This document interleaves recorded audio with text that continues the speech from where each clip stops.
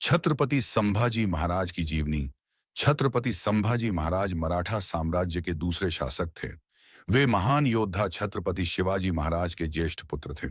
उनका जन्म 14 मई 1657 को पुरंदर किले पर महाराष्ट्र में हुआ था।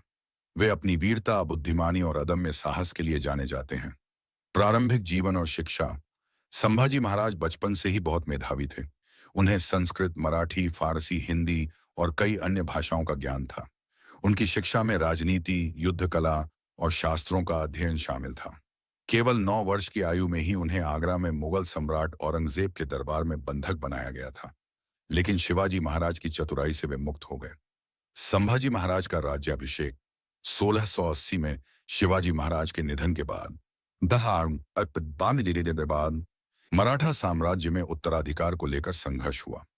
शिवाजी महाराज की दूसरी पत्नी सोयराबाई चाहती थी कि उनका पुत्र राजाराम राजा बने, लेकिन समर्थ सेनापति अन्नाजी दत्तो और अन्य प्रमुख सरदारों ने संभाजी को राजा घोषित किया।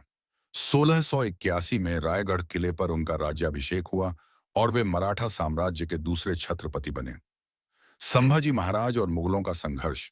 संभाजी महाराज ने अपने शासनकाल में सबसे अधिक संघर्ष मुगल सम्राट औरंगजेब से किया। औरंगजेब ने मराठों को कुचलने के लिए पूरी ताकत झोंक दी, लेकिन संभाजी ने उसका डटकर मुकाबला किया।